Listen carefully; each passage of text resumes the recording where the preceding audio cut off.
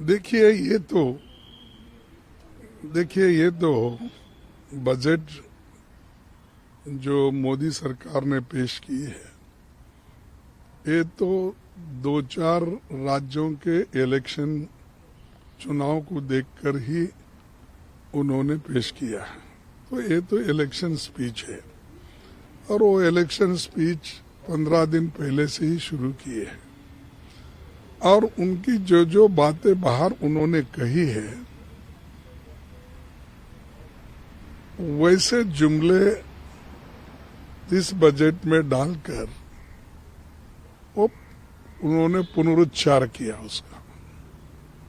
और दूसरी चीज, बजट में सबसे ज्यादा प्राथमिकता होना चाहिए था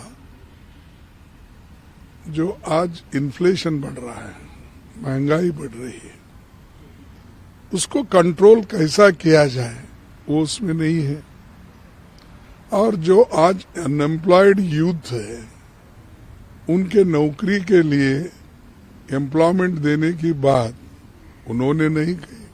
हालांकि पहले तो उन्होंने ही कहा था कि हमने हर साल 2 करोड़ नौकरियां हमारे युवाओं को देंगे।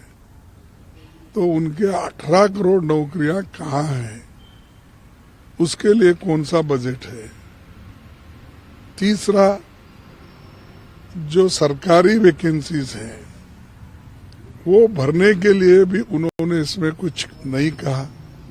और जो 30 लाख वैकेंसीज भरना है उसके लिए तो बजट का प्राविधान होना चाहिए, वो भी इसमें नहीं है।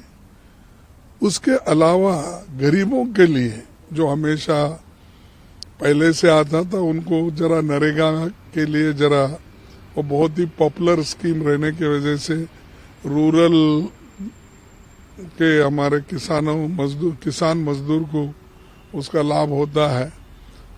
उसके लिए उन्होंने इसको बहुत अलग दृष्टि से देखा था।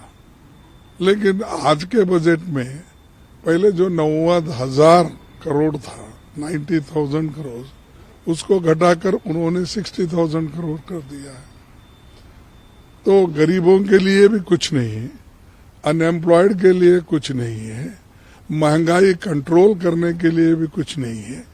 ये चीजें तो एक तरफ है। दूसरी तरफ जो रूरल में वहां भी अनएम्प्लॉयमेंट है, डिस्ट्रेस है, लेकिन अर्बन युवकों के लिए नरेगा जैसी योजना लाने की बात पहले भी उन्होंने की थी, उसका भी कोई इसमें जिक्र नहीं है।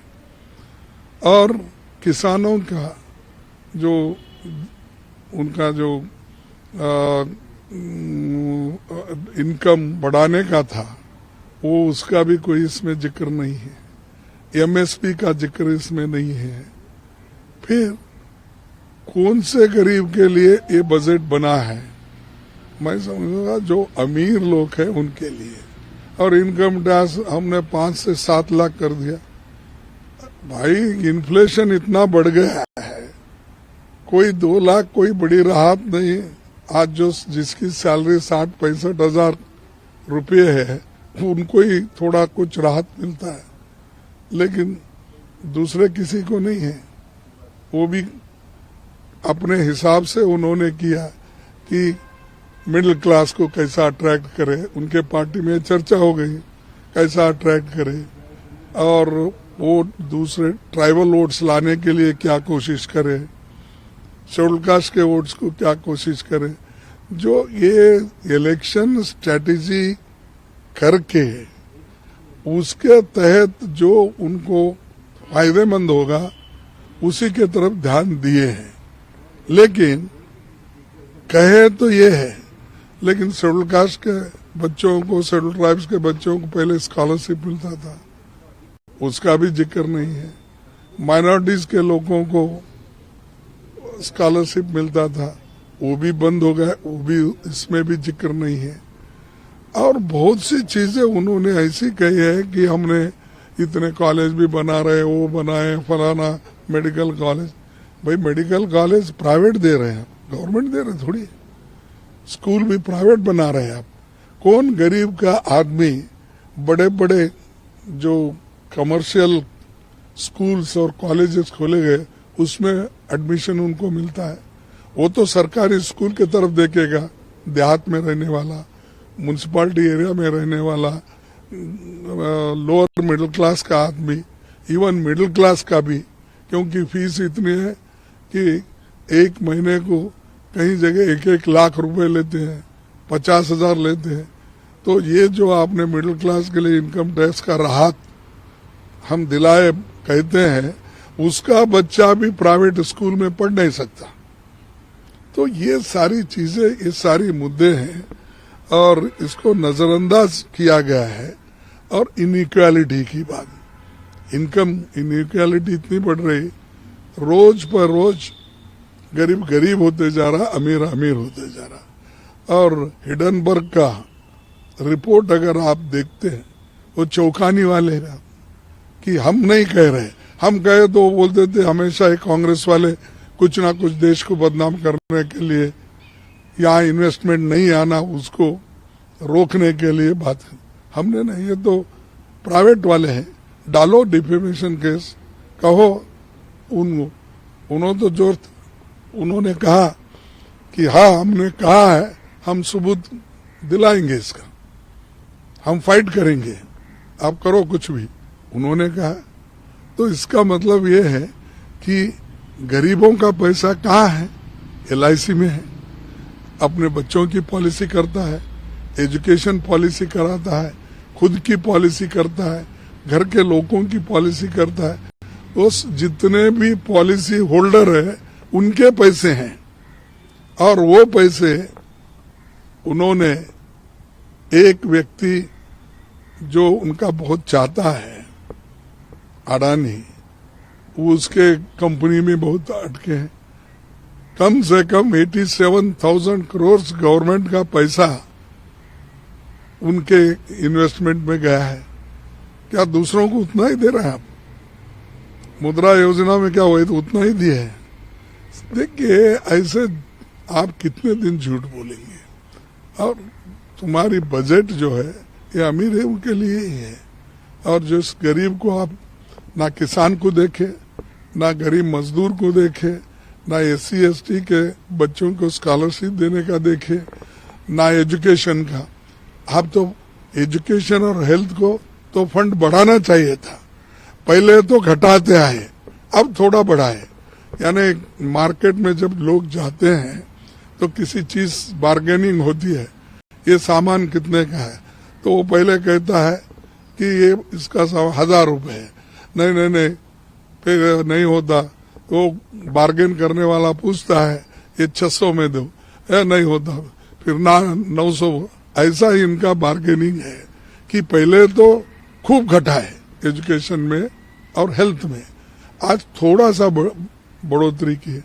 ये कोई रिलीफ नहीं कंपैरेटिवली जो आज के दाम है, और फार्मास्यूटिकल जो औषध लोग खरीदते हैं, तो बहुत ही ये बजट उतना समाधानकारक भी नहीं है एक।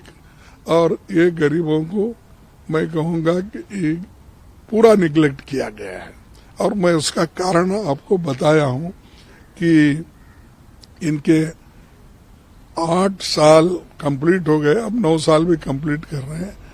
तो इस 8 साल में इन्होंने जो करना था वो कुछ भी नहीं किया। और एक चीज मैं बताना चाहता हूं, अगर गरीबों की आमदनी ही नहीं बढ़ी तो कंजम्पशन क्या होगा? वो क्या खरीदेगा? क्या बच्चों के लिए किताबें खरीदेगा, पैंट खरीदेगा, शर्ट खरीदेगा, अपने लिए कपड़े खरीदेगा, अच्छा खाना अपने बच्चों को दिलाएगा?